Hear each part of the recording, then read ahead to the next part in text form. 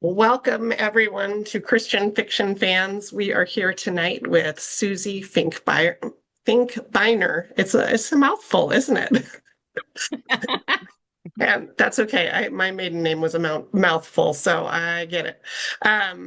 So let me tell you a little bit about Susie. She is the CBA best-selling author of The Nature of Small Birds, Stories That Bind Us, and the Pearl Spence series. Her novels, The All-American and All Manner of Things, were both selected as Michigan notable books.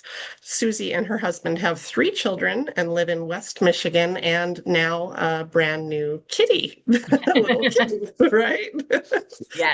So, welcome, Susie. We're so glad you're here.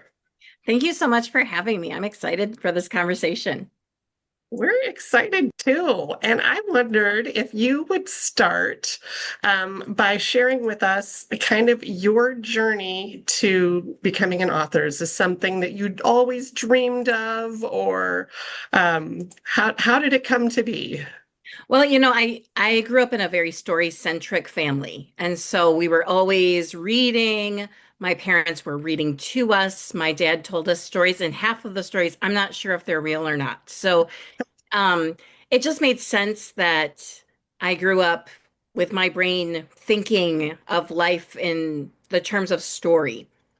And so, um, I guess it was about 20 some years ago. I I was a recent graduate from college and I was starting my family, and I was working as a Bible teacher at a developmental center. And the church I was going to couldn't afford to buy the rights for a play, for a Christmas play. And so I was joking and I said, I'll write one. But they didn't understand I was joking. And the next week, the pastor said, "So how's that play coming?" And I was like, "Great, it's coming along." Um, and so, because I'm a prideful person, I wrote this play, and it was not good. But they asked me to write the Easter play, and then they kept asking me to write plays. And at one point, a friend of mine said, "Well, now you write a novel." And I was like, "No, that's nuts." And then I thought, well, maybe. So this was, goodness, my kids were all babies at the time. I had my children very close together, and I would go to a coffee shop. My husband thought I was just going to a coffee shop to like chill or meet with a friend, and I would go and I'd write for 1 hour a week. And nobody knew that I was writing a novel because Oh, if it didn't work, I didn't want to be embarrassed. right. Yeah. Because remember how I said I'm prideful. Um, and so I got about halfway through the first draft of my first novel, and I went to my husband and I said, I have to tell you something. And he said, take 2 hours. So, Oh, yeah, he's a sweet man. And so I did, and I finished that novel and then started sending it out and getting lots of rejections. And it just took one yes. And goodness, 15 years later, here I am. wow. First novel, it was published then. Yes. Which, Excellent. thank you. It was fortunately, it was with a very small publishing house. I don't know if you know of Rosanna White. Oh, Um, yeah. Hmm. it's with her family's company, and they taught me how to write novels. Um, they were so generous and so patient with me, and really guided me along. Yeah. Well, that's fabulous because so many authors that we have on here say, first novel, nope, that stayed in a drawer. It's never coming out, you know. So that's great that you were able to work through whatever problems there were and make it the story that it needed to be. That's neat. And as you were talking about your family growing up, I thought, well, this sounds a little bit like Mr. Harding. Is he maybe modeled after your parents? Maybe a little. He was kind of his own creation. Hmm. Um, My dad did write a novel at one point and Okay. self-published it, but Uh-huh. it was not, he didn't write in a shed. Yeah, yeah. But the He wrote, storytelling, he was always yes, telling stories to his girls. That's what made me think of your story with your family. yeah. Yeah. Mhm. Oh, that's fun. That's fun when those things inspire us in our stories. So how many books have you written altogether and published? And then where does the All-American fall in line with your other novels? I have written 9 full-length novels and one novella that was in a Okay. collection. And The All-American was the ninth novel, full-length novel. Okay. Wonderful. So, and it came out 2024? 3, Three? Okay. I think. I Start lose track. Like, yeah, yeah, you I know, think it was 2023. I Mhm. can't keep track of my kids' birthday years anymore either, after a while. Once Yeah. they're here, they're good. So, this book received a Michigan Notable Award. Tell us about that award and what's the process for applying and receiving it. How did that happen? Well, it's Michigan, the Library of Michigan is incredible for local authors. And so this is a program that has been going on for, I think, 40 years. I might be wrong Wow. about that, but it's been around for quite a while. Each year, they collect nominations from citizens, from library patrons, librarians, whoever can nominate a book, and they generally get upwards of 400 to 500 nominations, and then they select 20. Um, Wow.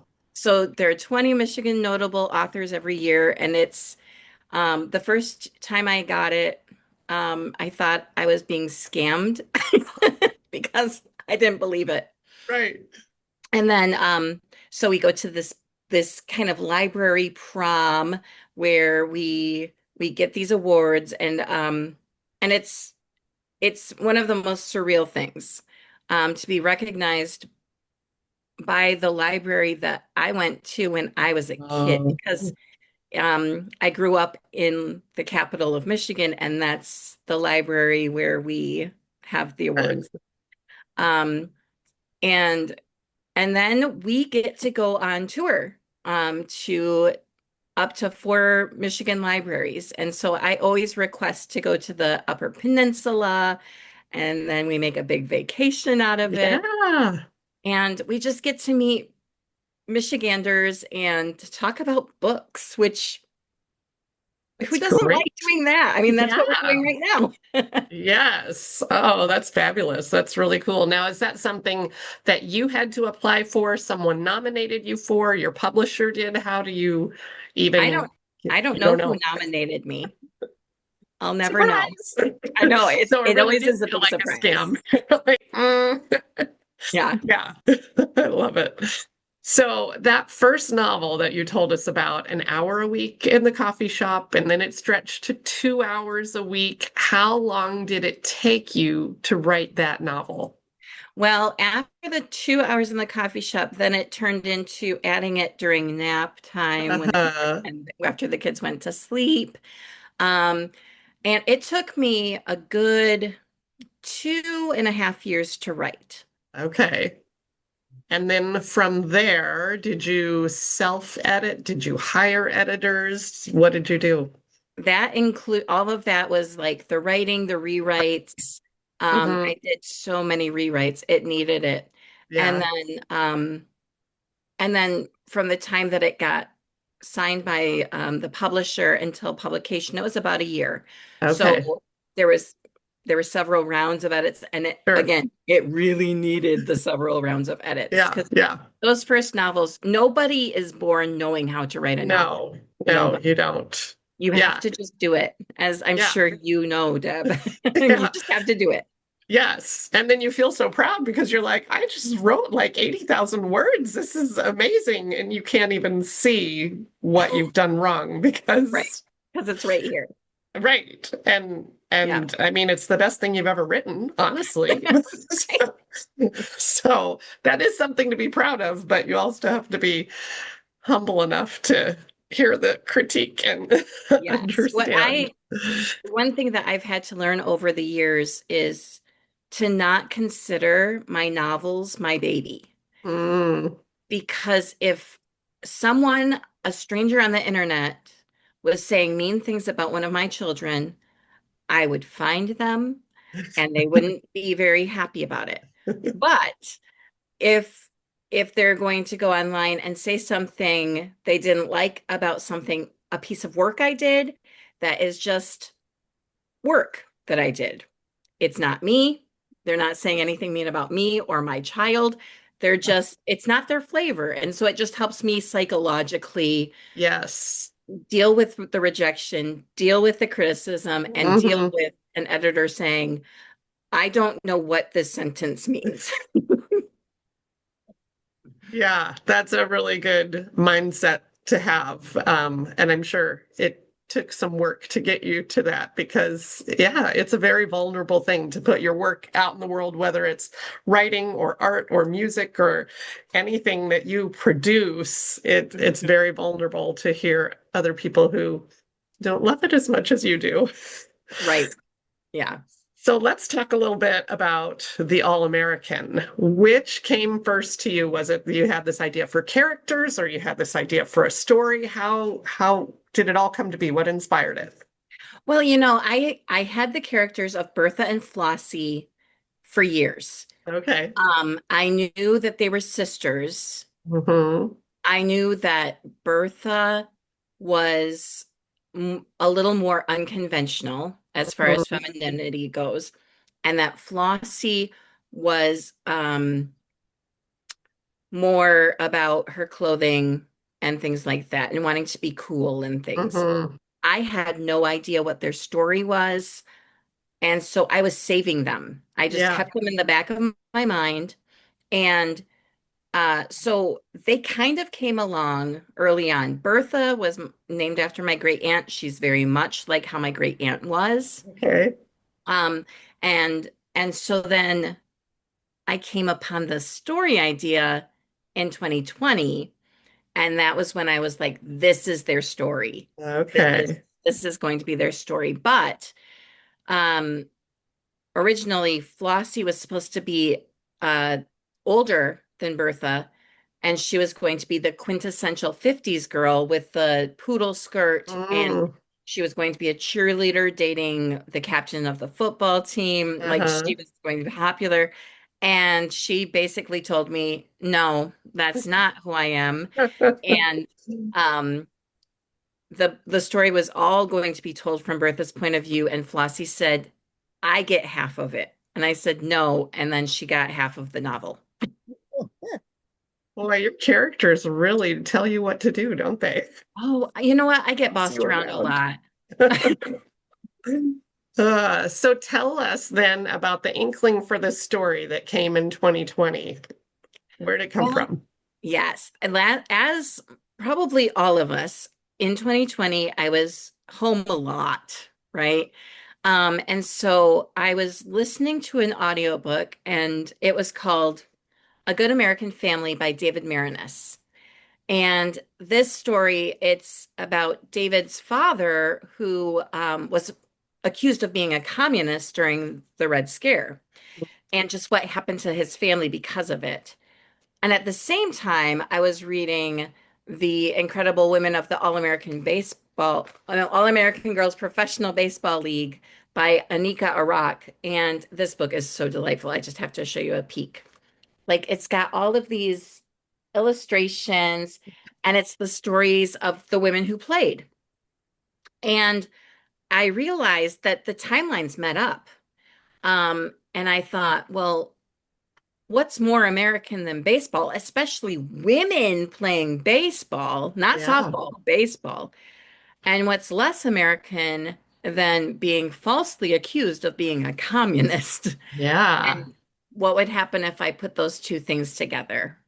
yeah. What a great idea. That really plays off of each other in such opposites. And so, how long was American girls baseball around for? And then we have some new news about it coming back, don't we? We do. And there is a cat who is trying to get on screen. So, Hello, hello. This is kitty. Johnny, named after John Steinbeck. Um, I love it. um, so the All-American Girls Professional Baseball League started in 1943, and it was in response to the Major League Baseball taking a hiatus because of World War II. Ah, And Philip Wrigley, who was the chewing gum guy mhm. and also was the owner of the Cubs, he thought we have got Rosie the Riveters in factories, why not on the baseball field? Okay. And so he recruited women and they started with four teams and it ran until 1954. And unfortunately, interest for the league waned. There were some structural issues, and people had television, so they weren't going out as much. Interesting. Yeah. Yeah. And so now we had a recent announcement. Yes, Major League or women's professional baseball is back this summer. And they actually have some events in um oh, why did the name Rockford, Illinois? Oh, They have sure. some events there this summer to pay tribute to the original teams. Okay. Um, And that, but they're on the coasts. So there's San Uh, Francisco team, there's a Boston team. I really wish that we had a Midwestern team, yeah, because the original league was all Midwestern. right. Um, and then I could go to a game. Yeah. But Well, they're yeah, just starting, it'll grow, right? So we'll get it that's back. what I'm hoping. I'm Yeah. hoping Detroit can get a team and then I can just go over to Detroit. But the nice thing about this league is that they don't have to wear skirts and slide into home in a skirt. Oh, I can't imagine. I can't imagine. No, I can't Um, either. so as you studied the original women's baseball teams, was there any actual baseball players that inspired characters in this book? So many. I think one that I really admire is Mary Moore. Mary Moore, she played in the last she played for 3 seasons, for Springfield and for Battle Creek and Battle Creek Bells. She actually lives in the Detroit area, and I got to meet her after the Wow. book was published, and I got to hand deliver a copy. Um, but Mary, this is one thing, and this is kind of um, a really good example of the perseverance that all of these women showed while playing in the league. Between Mary's first and second season, she worked at a factory and she had an industrial accident. She was a second baseman, so she had to be able to throw effectively and accurately. And she had an accident and lost parts of these two fingers. And she could have quit. She could have asked to be a different position, but I don't know what position doesn't throw. Um, Instead, she taught herself how to throw all over again. Wow. And she left the league after her third season, but then she played softball until she was 78 years old. Goodness. And the only Wow. reason, and these are her words, the only reason she stopped is because she realized she couldn't duck fast enough anymore.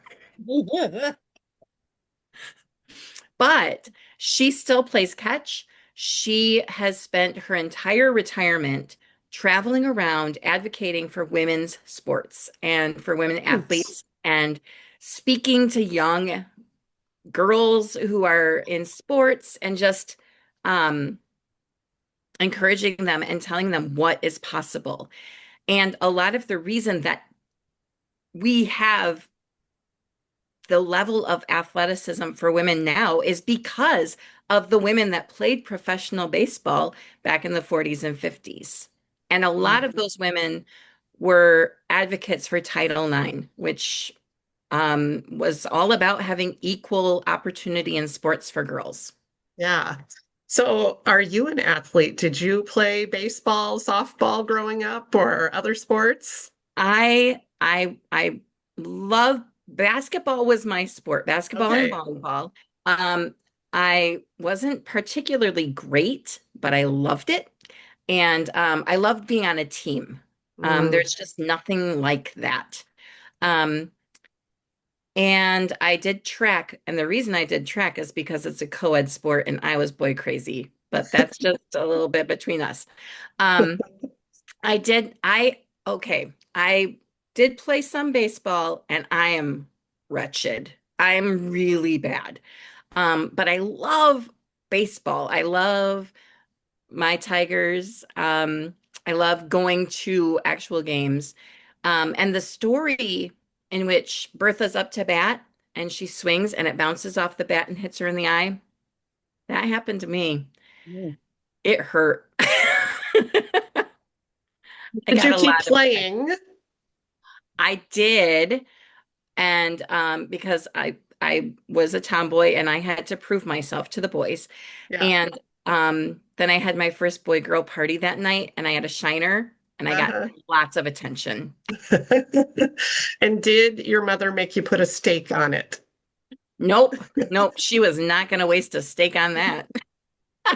Yeah, I remember hearing that. I don't know that I've ever observed anybody putting a stake on a shiner, but I remember hearing that that was a thing you do, and so it was fun to see that in the Yeah. book. I when I was writing that scene, I looked up if it's actually something to do. It's more about it being cold. Mm, sure. Yeah. So an ice pack would work just as well. Yep. But I'm sure it's very historically accurate. That's, Yeah. what they would have done. So I love Hmm. that. And speaking of historical accuracy, one of the things that delighted me so much about this was the 1950s slang words that you Oh, used and just sprinkled in there. I wrote down some of them. There was gobbledygook and good gravy, what a crumb, peachy cream, Keen, Screaming Meanies, the Hang Dog Crew, like these words just screamed at me as authentic. What kind of research did you do to figure out how they spoke in the 1950s? Because we don't talk like that anymore. I listened to my grandmas when I was a little girl. Ah, My grandmas and I grew up with my great aunts. And mhm. so they all still talked like that. Um, Okay.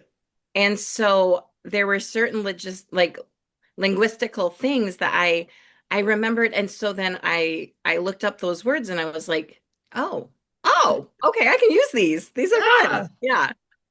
Oh, that's even more fun. It wasn't just like a research project searching online, but it had real family connections for you. I love that. Yeah. And my mom still says like good gravy and crime and Atlee and things like that. And she's not old enough. Like she's not, yeah. Yeah. I also love that this book kind of pushed against the roles of women, which is exactly what these baseball players would have done. But to think how there really was this mold at that time of how a woman was supposed to be, what a girl should dream to be growing up. You should dream to be a homemaker and a mother and, bake bread and pies and wear pearls and skirts and high heels around the house and then to see this girl who is just failing at home ec class and all she wants to do is go play with the guys, and I just loved that. It was just so delightful. So sometimes there's a little piece of the author in her characters. Would you say that you are like Bertha or like Flossie, or are there pieces of you in both of them or other characters? Definitely pieces of me in both of them. I was the home ec flunky. Oh, sorry, there's a cat who's being crazy. Oh my goodness. Okay. Um, I I remember when my mom was teaching my sisters. I'm the youngest, and I have two older sisters and a brother. And my mom was in the kitchen teaching my sisters how to make pie crust. And she was like, Susie, do you want to? And I was like, no, what, I want to play with the boys. So I ran outside. Um, and so when I got married, I had no idea how to mop a floor, or I still don't really know how to fold a fitted sheet. None of that. Anybody though? Um, Those are hard. oh, my grandmas both knew how, and they ironed them and everything. Uh, Um, but so the tomboy aspect of Bertha, her having a lot of guy friends. I always had a lot of guy friends. mhm. Um, that kind of thing. And I didn't really think that there was any of me in Flossie until I was doing one of my book signings. My mom was there, and I was reading the chapter in which Flossie goes to the principal's office. And as I was reading it, I looked up and I saw my mom do this. And I thought, oh, it's me. Oh, I'm Flossie. I really am. And now I recognize it. I think, you don't always see things about yourself until you write them down. And I think, Yeah. oh, yeah, yeah. Well, there we go. You're trying to be grown up and fit in. And I expected you to say that you were a little bookworm like Flossie. I was. I Okay. really was. Yes. And Yeah. I was a very judgmental bookworm, like Flossie. Oh, that's great. So, in this story, through Flossie, we hear some themes of like what's wrong with a happily ever after. And it's not a good story because it doesn't even have a happy ending. And we're not going to give spoilers here, but this book doesn't really have a happy ending.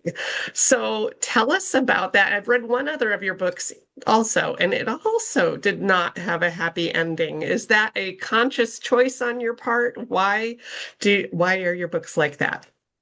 They're not all like that. Okay. Um, I I think I know which one you're talking about. I think. Um, I'll just stick to the All-American. When I first started writing this story, I knew the thing that would happen. Mhm. Wink, wink. I knew that that was going to happen. And I decided I didn't want that to happen.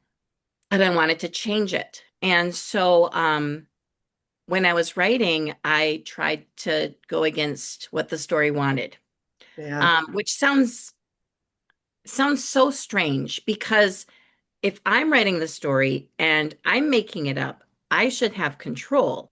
But I have very little control over what I'm doing when I'm Yeah. writing, Yeah. which is so bizarre, and infuriating, right? Like it is. And so I would try to change it and I would resist the story and the story would kick me in the mouth. Like it just was not working. The characters were misbehaving. They weren't doing what I asked them to do, all this stuff. And so I had to do the thing that I didn't want to have happen. And there is a scene after that happens in which Flossie says, why can't I change this? And that was really me saying it as I was writing. Why can't I fix this? Why can't Yeah. I make it be happy and make it Hmm. be okay? And I mean, it's life. Life is Yeah. like that, unfortunately. And I know that a lot of people prefer to have the happily ever after, and that Yeah. is fine. I Yeah. understand that. There are some times when that's all I want to. Hmm. In fact, I just read another book by a friend of mine, and it had a very unhappy ending. And I just was like, oh, this is what it feels like when I do this to my readers. I don't like this feeling. Yeah. But it was the right thing for them Right. to do. Yeah. Um, I still wish I could have Right. pulled it together. Yeah, but it sounds like it's what the story needed to be. And it does reflect real life that even though we want everything tied up in a perfect bow, it is not often like that. Right, So, yeah, right. so it's real. Another little theme that I found in the book was Bertha has been dreaming this dream, and she finally gets there. And there's this line that says, "No one had ever told me how terrifying it was when a dream actually came true." Have you ever had that in your own life, maybe in your writing, where it's terrifying when it finally comes true? Um, Writing is always terrifying to me. I There is so much pressure, and there's pressure from the publisher, there's pressure from the readers, there's pressure mostly from myself. I tend to be a perfectionist, and I know that's not possible, and Mhm. that's hard. Um, and also, you're writing this book, or you're practicing a song, or you're rehearsing a play, or, in like a normal human job, you're doing like accounting or something. And I haven't had a normal human job in a very long time. Um, but there's always that fear that you're going to do it wrong, or that Yeah. you're going to fail, or um or anything like that. And so I think that we've all experienced that. Like, I want to do this. I'm Mhm. afraid to do this. Um, and when I was writing the All-American, I went through a a very difficult burnout. In the publishing world, there are certain publishers that want you to produce a book a year or more. And I can't do that. That's not Yeah. a pace that is sustainable for me. And um, I realized that I was failing as I was writing this book. And I think the failure is what made me write a better novel. If it had been easy and had been something that I made my deadline, because I didn't make my deadline. I was off by a year. They gave me an extra year. Um, I don't think it would have been the novel that it turned out to be. Yeah. Yeah. Yeah. Sometimes things just take longer than what we think or what expectations are put upon us. But if it makes it be the right story, then it's worth the extra effort. Yeah. Hmm. Yeah. So tell us, how does your faith influence your writing? Well, I am a very fortunate person because I got to grow up in a church with all my relatives. And so, as I've said before, I grew up with a family that told stories. And so stories were always a part of faith. It was, and I mean, scripture is story, right? Right. Yeah. Where Jesus is out there writing fiction to explain what his Yeah. principles are, what he's trying to get them to learn, and where we learn all of these narratives of people who really messed up and how God fixed it. Um, and we're reading beautiful poetry and all of this. Um, and I have a really difficult time imagining myself writing a story that is separate from faith. Um, there will be times in the future, I'm sure, that I'll write a story that isn't so explicitly Christian. Yeah. Um, but the hope is always going to be there. Hmm. Um, I think that we are living in a culture that is starving for hope. Yeah. It's starving for comfort. It's Yep. starving to know that they have value. And Hmm. if nothing else, I desire for people when they read my books, even if it's emotionally gutting for them, I'm so sorry for that. Um, I My desire is that they have some sense of hope and an idea of just just how precious life is Yeah, and and how precious they are because they're in this world. I love that. And so, with this story in particular, how did you see faith influencing your characters? Well, I instantly think of the conversation that Flossie has with her mother, in which her mom says, "No one escapes hardship. No Hmm. one." Yeah, Um, but what you need to realize is that you have to carry that weight, but you are not carrying most of that weight. That yeah. God is shouldering that for you and Hmm. protecting you and providing for you. And and I think that that's where resilience comes from. Knowing that it's not up to me. Um, Hmm. I'm not I'm not walking by myself. Yeah. I don't have to be strong for anyone else. Hmm. I can pull from the strength of the Holy Spirit, Yeah. and um, and that I think is the crux of it because it really is a story about resilience, um, but not on our own ability. Yeah. Yeah, the other lesson that I really took away from this is in this whole thread of being accused to be a communist and how our world is like that right now. You know, we're pointing fingers at this political party or the other political party, or that this organization is not right, and how damaging that can be to here it was a complete falsehood and it just dismantled their whole life. And how we can be just so careful with our own words and try to only put out good and not just suppose something about someone else because you heard it through the grapevine, and that we can stand for goodness and truth and supporting others, because we don't know the whole story. It's true. And I remember when I was first researching the second wave of the Red Scare, Hmm. and I realized this was all motivated by fear, fear of communism, which people didn't really know what it was or who was the leader of it. And they were so afraid of any ideas that were different from the normal. Hmm. And so even if people weren't communists, if they had some different ideas, Yeah. it was dangerous.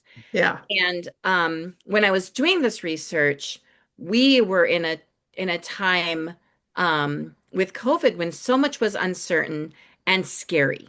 It Yeah. was scary. I think everyone had some semblance of fear. So fear of getting sick, or fear of losing your job, or fear of not being able to connect with people. There were so many things to be afraid of. And no matter where people were on the political spectrum with it, there was fear. Yeah.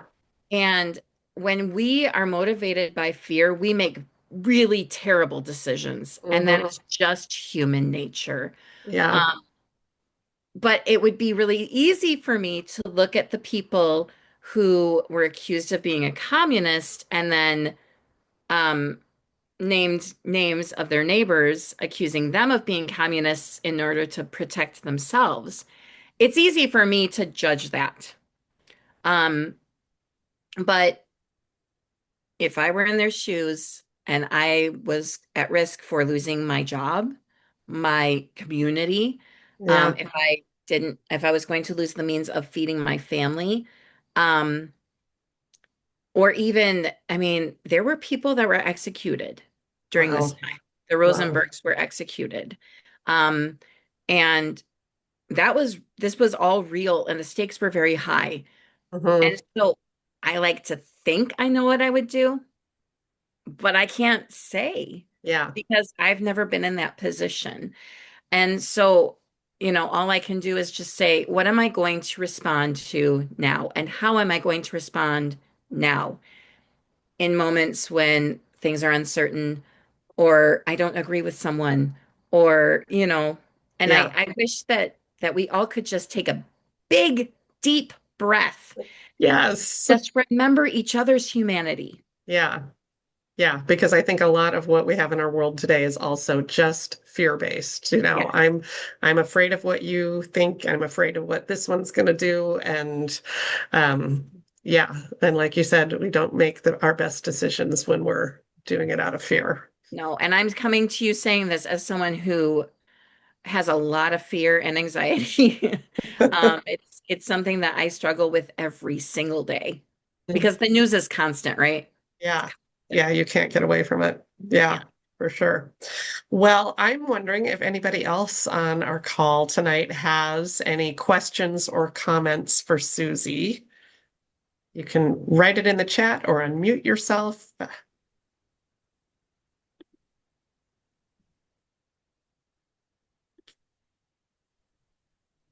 Uh, um, Having been born in Rockford, Illinois, and growing up there, I thought it was really wonderful to hear a little backstory about the All-American baseball um, players that were girls.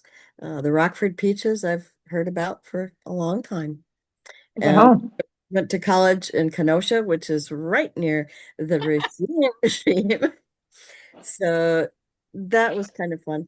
Um, I wondered if you'd comment a bit about um, Flossie's relationship with her little friend.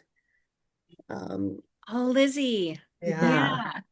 Yeah. First of all, I do want to say I visited Rockford a few years ago. I was going to Iowa and I thought, oh, it's on the way. It's not. It's It not. But depends. it was worth it. I'm just bad at geography, but it was worth the trip. And Rockford, as a city, does an amazing job at honoring their women's baseball They team. do. I was impressed and very disappointed in my city of Grand Rapids for not doing the same for our chicks. But anyway, so Flossie, she needed a friend, and I loved writing their scenes together. That was one of the great joys of writing this book. Um, the scene in which they're at the movie theater. Um, when I started writing that scene, I knew that the girls, the other girls, were going to come and try and scoop Flossie up. And I didn't know what Flossie was going to do, and I just kind of let her do her thing. And I was so proud of her for doing the right thing. Mhm. And so kind of surprised by that. Um, but I just Flossie needed to learn that, and I needed to learn that things when they don't go as you hope, when things go all cattywampus and upside down, good things can also happen in those moments. And Lizzie and Uncle Matthew were the good things for Flossie. I think she learned from her mother a bit too, in that her Oh yeah. mother had purchased the loaf of bread and gave it. Yes. Yeah. Yeah. Yeah, that was a difficult moment. Um, I think I had read a few different narratives of people just being ostracized after being accused. And I couldn't imagine what that was like. Um, and Louisa was modeled after my great grandma, um, who immigrated from the north of England. Um, and my great grandma did things like that.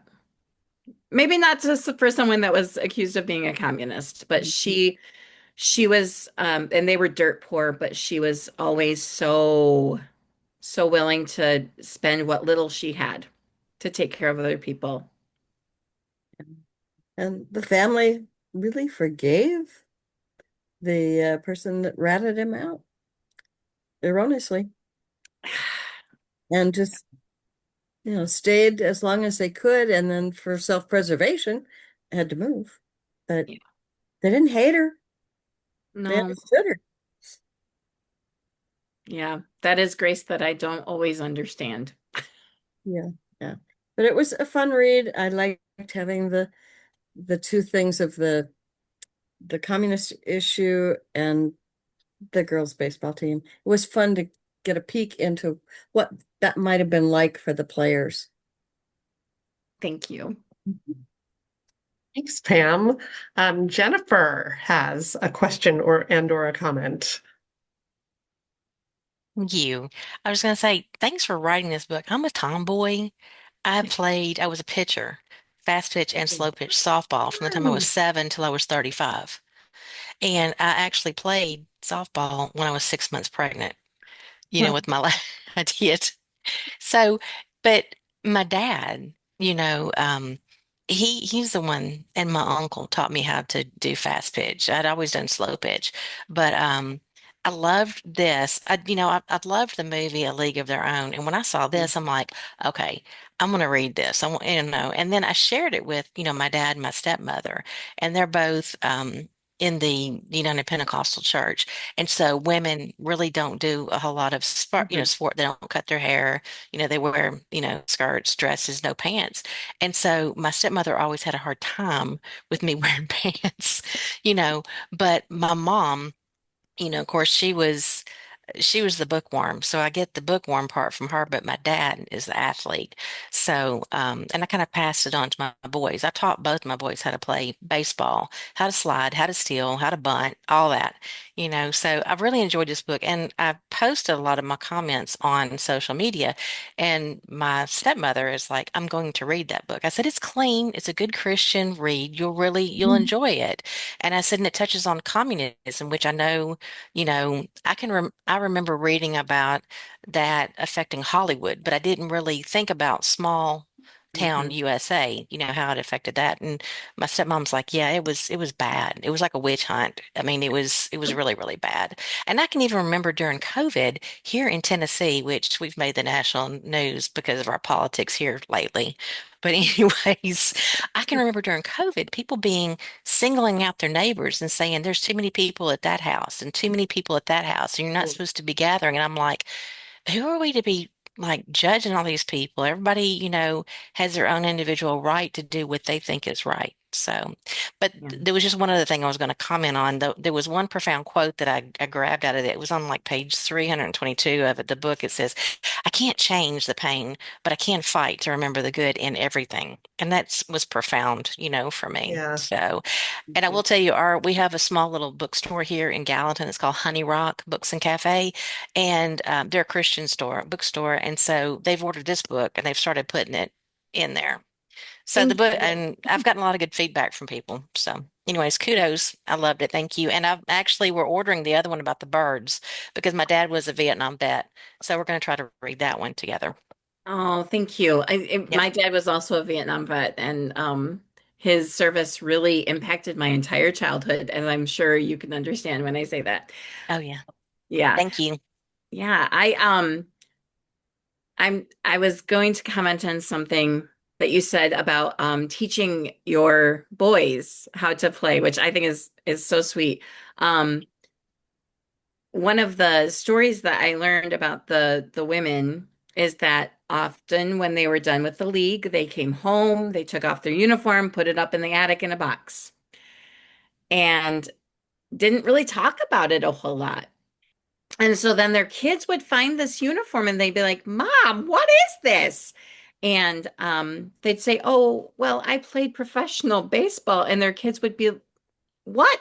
Or their kids would be outside playing and they would be throwing badly. And so the moms would go out there and teach them how and be like, How do you know? Well, and they would just say, Well, I didn't tell anyone because I didn't think anyone would be interested. Hmm. Yep. That generation, I think that was definitely something of their generation. But it reminded me of when one day I went to the park with my kids, and I have two boys, they're twins, and Yeah. they were playing baseball, or no, basketball. I'm sorry, they were playing basketball and just not doing a good job. And so I was like, give me the ball, give it to me. This is, and teaching them a few things.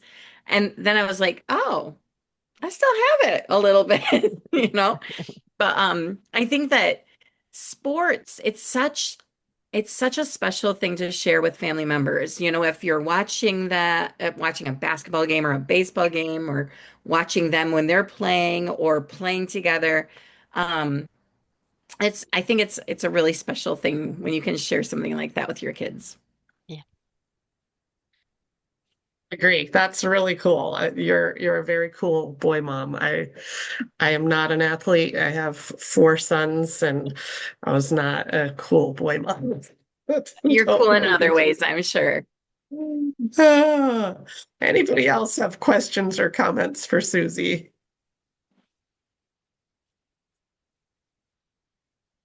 All right. Well, can you tell us, we've got a few minutes left, a little bit about your writing process? We know it started out in the coffee shop, but what does it look like today?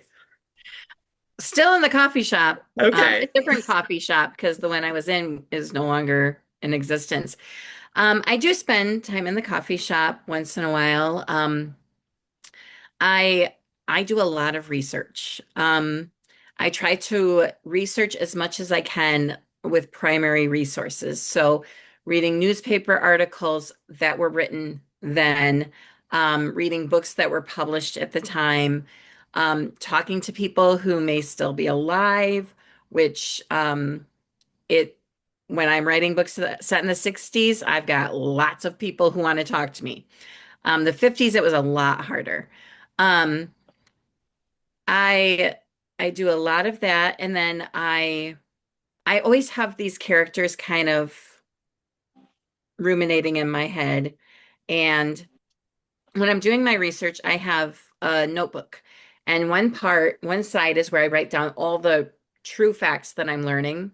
And on the page opposite are ideas for the novel so that I don't have to flip pages too much. And so I can draw arrows.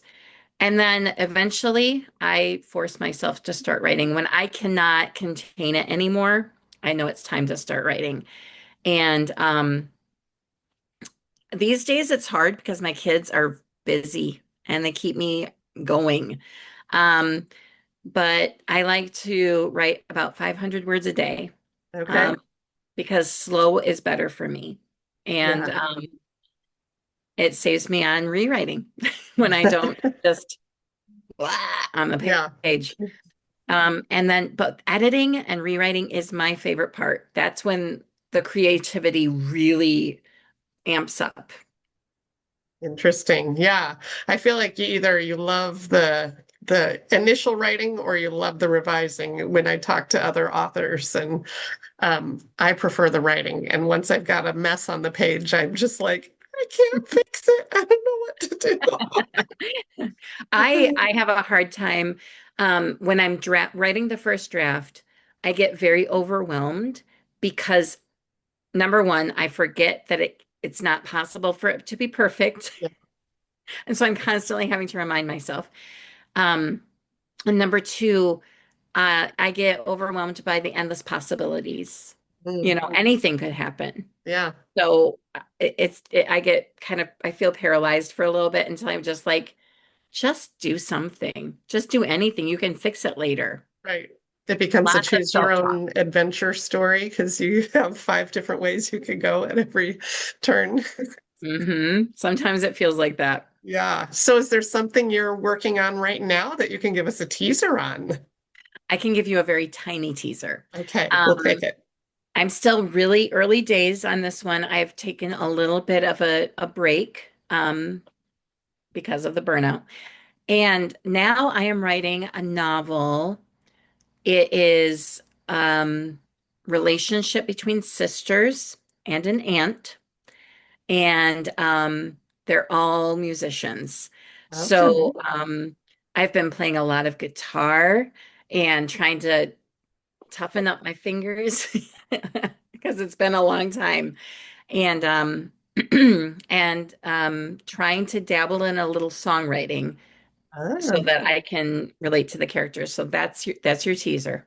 okay. Do we have an era of when this is set?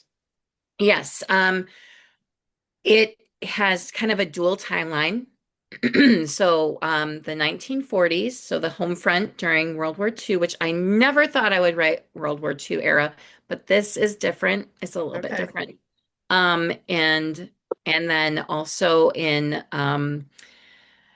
the either the late 90s or early 2000s, I haven't settled yet Okay. on that part of it. I'm still figuring, still putting out feelers on that one. Interesting. And how scary for some of us to think that the 1990s and 2000s is kind of history now. I'm not It's thinking not that. considered historical, but I'm not thinking that right now. My okay. mom, when she found out that the 1960s were considered historical fiction, that was a bad day. Oh, I bet. I bet. All right. Well, tell us, where is the best place to connect with you? You know what? I love Instagram. So Okay. Instagram is the primary place where I'm posting things now. You can see cute pictures of the cat. That's mostly what I'm posting right now. But I try to post a little bit about what I'm reading. Um, I post pictures of my coffee. All right. Okay. Well, we'll include a link to your Instagram when we send out the recording to everybody. So that'll be fun. Then they can see more of the cat and the coffee. It'll be good. And sometimes my kids. Hey, all right. They might make an appearance. They're not at the age where they're like, Mom, don't do that. No, they're almost my boys are turning 18 in a couple weeks and then they'll all be adults. Oh my goodness. Oh, I feel kind of old. Mine will turn 40 this year, and I'm oh, getting ready to celebrate my 40th high school reunion. So all the girls I played softball with, yeah, I don't feel old. I just don't, but it's yeah. just hard to believe that Yes. yeah. Yeah, my oldest is 34, and still I kind of have to pinch myself sometimes and go, I'm in my 30s still, aren't I? How do I have a kid in his 30s? I don't understand how that worked. Magic. Well, Susie, thank you so much for being here with us today. We loved your story. Your writing is just beautiful, and we love where the characters took you, since they seem to be in control of the boat and not you. Definitely. Yes. Thank you for having me. This has been so delightful and just really encouraging to me. Well, we're glad you could be here.